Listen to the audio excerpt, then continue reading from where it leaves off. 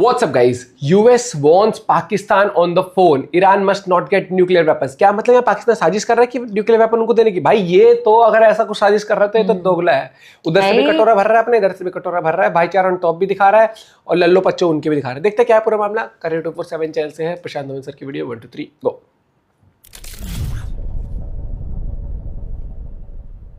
नमस्कार, welcome to career 247। मैं हूं प्रशांत धवन। नाउ रिसेंटली एक बहुत ही इंटरेस्टिंग डेवलपमेंट हुई है यूएस, ईरान और पाकिस्तान के बीच में।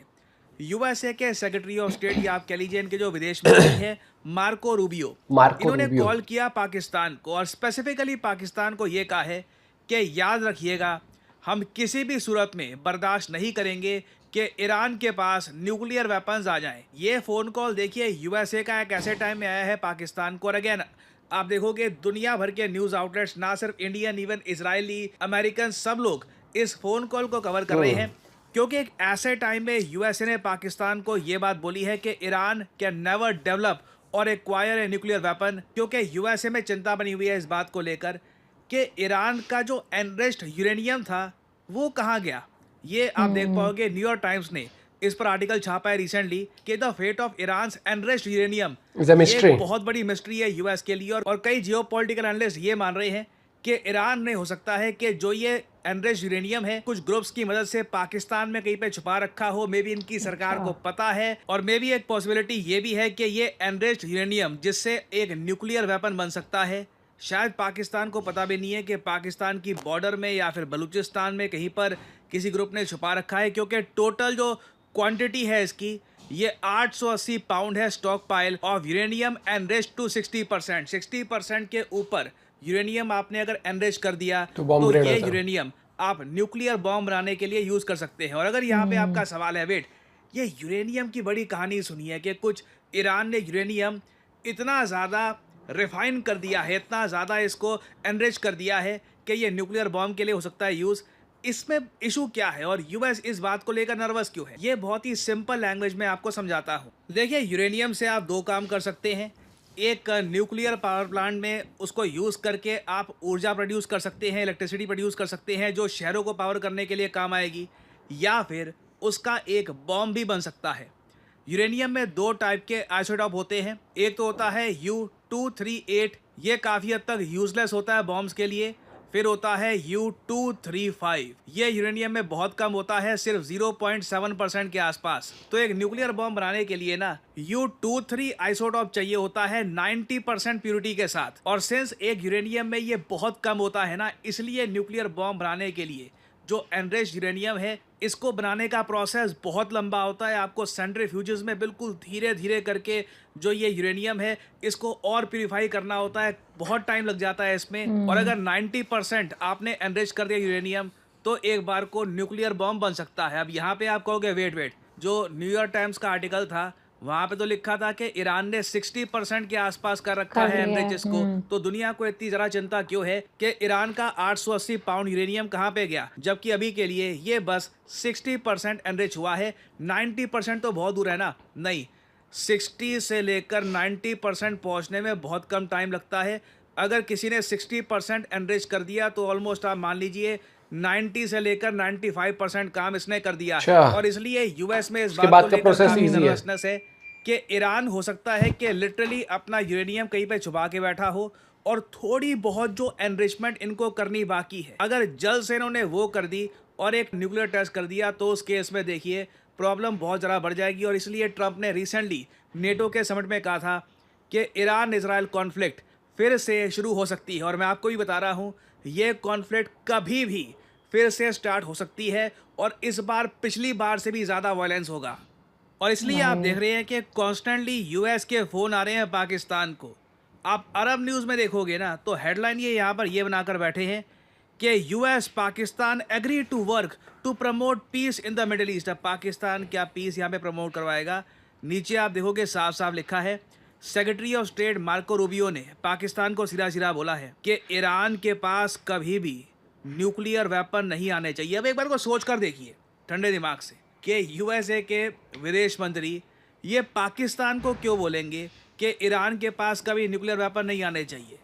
बात तो ईरान से यहाँ पर हो रही है ना, यूएस ईरान से बात हो रही है। तो अगेन डर यहाँ पे यूएस को ये है कि जैसे ओसामा बिन लादेन पाकिस्तान में छुपा बैठा था, कुछ यहाँ पे ऐसा ना हो कि इजराइल की जो इंटेलिजेंस एजेंसी है मोसाद, ये काफ़ी हद तक इनके एजेंट्स ईरान में ढूंढ रहे हैं कि वो एनरिच्ड यूरेनियम कहाँ पर है, कहीं ये पाकिस्तान में तो सेफली नहीं है। और मैं आपको बता दूं, कल को अगर मान लीजिए इजराइल ये अनाउंसमेंट कर देता है कि देखिए जो ये यूरेनियम है, हमको लगता है कि या तो पाकिस्तान ईरान बॉर्डर पे है या फिर पाकिस्तान के बलूचिस्तान में कहीं पर इस वक्त ईरान ने यूरेनियम छुपा रखा है, उस केस में मैं आपको बता दूं यूएस दंडित करेगा पाकिस्तान को। और एक बार को यहाँ पे आप मुझे कह सकते हैं कि ये कैसे हो सकता है कि पाकिस्तान चुपचाप ईरान को हेल्प कर देगा उसके न्यूक्लियर प्रोग्राम में। Can we even imagine this? मैं आपको फिर से बोलूंगा, history often repeats itself. Geopolitics में भविष्य में अगर आपको देखना है ना कि क्या हो सकता है, तो कंट्रीज का पास देखिए, कंट्रीज का इतिहास रहा है काफी बार सिक्लिकल होता है। और स्पेशली पाकिस्तान जैसे देश अपनी पुरानी मिस्टेक आप कह लीजिए या जो भी कह लीजिए, इसको लगातार दोहराते हैं। ये मैं आपको इस वक्त आर्टिकल दिखा रहा हूँ साल 2003 के, द गार्डियन का आर्टिकल है। सेम आर्टिकल CNBC और वॉशिंगटन पोस्ट सब ने पोस्ट किया था 2003 में। पाकिस्तान ने फाइनली दुनिया के सामने एडमिट कर ली है बात कि हाँ, ईरान का जो न्यूक्लियर एक्सपर्टीज अब इनको मिल चुका है। अब ईरान के पास जो अब टेक्नोलॉजी आ चुकी है कि कच्चे यूरेनियम को कैसे एनरिच करना है, ये लग रहा है कि पाकिस्तानी साइंटिस्ट AQ खान ने प्रोवाइड कर दी है। इसके बाद ऑब्वियसली पाकिस्तान के जो ये न्यूक्लियर बॉम्ब के फादर जिनको कहा जाता है AQ खान, जिनको हाउस अरेस्ट में भी रख लिया गया था। यूएसए ने काफ़ी आप कह लीजिए कोट एंड कोट गुस्सा किया था पाकिस्तान को, बट यूएस भी ज़रा कुछ कर नहीं पाया था क्योंकि उस वक्त अफगानिस्तान में पाकिस्तान बहुत ज़्यादा हेल्प कर रहा था यूएस फोर्स की। नहीं तो आप अगर सोच कर देखें, जो पाकिस्तान ने किया है ना, यहीं से बीज बो दिया गया था ईरान के न्यूक्लियर बॉम्ब का। और ये मैं आपको आर्टिकल दिखा रहा हूँ न्यूयॉर्क टाइम्स का साल 2004 का। CIA ने ऑफिशियली ये बोल दिया था कि हाँ, पाकिस्तान ने ईरान को न्यूक्लियर एड दी थी। ये सब डॉक्यूमेंटेड फैक्ट्स हैं, ये सब आर्टिकल्स ऑनलाइन अवेलेबल हैं, गूगल करेंगे आपको सब कुछ आराम से मिल जाएगा। A new report from the Central Intelligence Agency says the arms trafficking network by the Pakistani scientist AQ Khan provided Iran's nuclear program with significant assistance। देखिए मैं साफ साफ बोलूं, इतिहास में जितनी माफिया पाकिस्तान को मिली है शायद किसी और देश को नहीं मिली। ओसामा बिन लादेन यहाँ पर था। ईरान के न्यूक्लियर बॉम्ब की जो आप कह लीजिए शुरुआत है, ये पाकिस्तान से हुई। कई चीजें हैं और उसके बाद पाकिस्तान को इतना इम्पोर्टेंट समझता है कि वो कहते हैं कि नहीं पाकिस्तान को तो हमेशा एक रिलेशन इनके साथ बनाकर रखने हैं। It is truly incredible. Israel के पर्सपेक्टिव से भी अगर मैं बोलूं तो इजराइल पाकिस्तान पर उतना फोकस करता नहीं है जितना करना चाहिए। परहैप्स रीजन मैं आपको बता दूं ये है, यूएस और परहैप्स जो उनके बाकी एलाइज हैं वो भी ये मान के चलते हैं, पाकिस्तान को जिस दिन ज़्यादा वीकन कर दिया ना, इंडिया का प्रभाव रीजन में बहुत ज़्यादा बढ़ जाएगा और वो उनके लिए एक ज़्यादा बड़ा जियोपॉलिटिकल सरदर्द हो सकता है। और इसलिए पाकिस्तान के बहुत सारे कुकर्म इस तरीके से झेले हैं यूएसए ने। और इस बार भी आप समझ लीजिए, जो मार्को रूबियो का कॉल आया है यहाँ पर पाकिस्तान के प्राइम मिनिस्टर को, ये कुछ ऐसा नहीं है कि बैठे बैठे बस बात करने का मन करा था तो फ़ोन कर लिया इन लोगों ने। स्पेसिफिकली मार्को रूबियो ने ये कहा है कि पाकिस्तान, याद रखिएगा, ईरान का न्यूक्लियर बॉम्ब नहीं बनना चाहिए। जो पुराने चैप्टर्स हैं इतिहास के, इनको दोहरा मत देना। नाउ यूएस खुद टू बी ऑनेस्ट काफ़ी ज़्यादा कंफ्यूज लग रहा है। रिसेंटली CNN ने ये भी रिपोर्ट पब्लिश करी है कि यूएस ये भी सोच रहा है कि ईरान को ना $30 बिलियन दे देते हैं और लिखित रूप में प्रॉपर अच्छे से कंफर्म कर देते हैं कि ईरान न्यूक्लियर बॉम्ब नहीं बनाएगा। अब यूएसए का भी मैं ये कहूँगा, जब चालाक बनता है यूएस तो यार चालाक बनता है, दुनिया डर जाती है। जब ये लोग भोले बन जाते हैं तो $1 बिलियन ऐसे ही बांट देते हैं। तो खैर, ये आइडिया भी आज के समय फ्लोट किया जा रहा है। बट मैं आपको ये बता दूं, पाकिस्तान बहुत ज़्यादा प्रेशर में होगा आज के समय। अचानक से अगर ईरान न्यूक्लियर ब्लास्ट कर देता है और डिक्लेयर कर देता है अपने आप को न्यूक्लियर कंट्री, तो पाकिस्तान भी अलग से हो जाएगी पाकिस्तान पर कि पाकिस्तान का रोल इस सब में क्या था। तो इससे रिलेटेड अभी बहुत सी डेवलपमेंट्स आएंगी, मैं आपके लिए अपडेटेड वीडियोस लाता रहूंगा। और फाइनली आप पाकिस्तान पे कभी भरोसा नहीं कर सकते आप। मैं कहता हूँ कि भरोसा तो आप किसी देश पे नहीं कर सकते। सच बताऊं तो कौन से वो देख रहे हैं हम अभी, हम manhunt Osama bin Laden के ऊपर ऐसे देख रहे हैं, डॉक्यूमेंट्री देख रहे हैं। उसमें मैंने एक चीज देखी कि कितनी बार पाकिस्तान से धोखा खाया है, कितनी बार।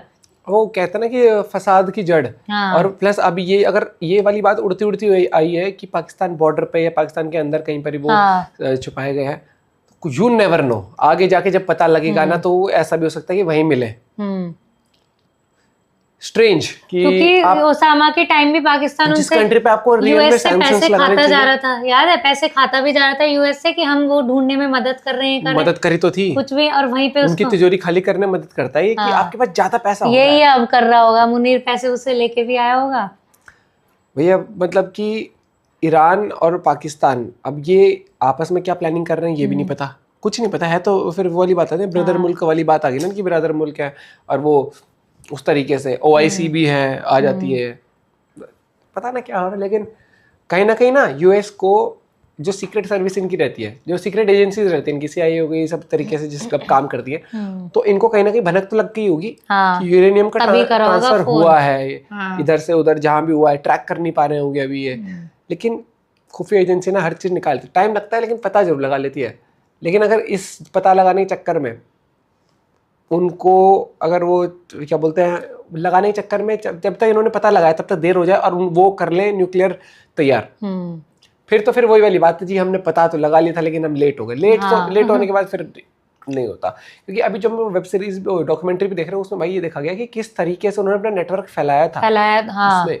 और पाकिस्तान के ऊपर मेहरबान जब तक आप होते रहोगे तब तक नहीं, ये चीज है, क्योंकि पाकिस्तान ने टाइम पे तालिबान को खड़ा करा वो था तो पूरा, अमेरिका याद के है साथ खड़े हुए थे ना हाँ, सारे सब तभी मिलके। मैं बोल रही हूँ। हाँ, आज देखते हैं क्या उन्हीं की बता डेवलपमेंट्स रहा है। आती हैं। और भाई ये जो सीज फायर हुआ है ईरान और यूक्रेन का, ईरान और इजराइल का, ये ज्यादा लंबा लग नहीं रहा मुझे, हाँ, क्योंकि कोई पुख्ता सबूत नहीं आया ना कि न्यूक्लियर फैसिलिटी तबाह कर दी। क्योंकि ये रिपोर्ट तो ये भी आ रही है कि मिस हो गया टारगेट, वो बच गया, बहुत चीजें आ रही है सामने, और इसके ऊपर आने वाला वक्त ही बताएगा। लेट्स सी क्या डेवलपमेंट्स आती है। मिलते हैं वीडियो के साथ, बाय बाय, टेक केयर।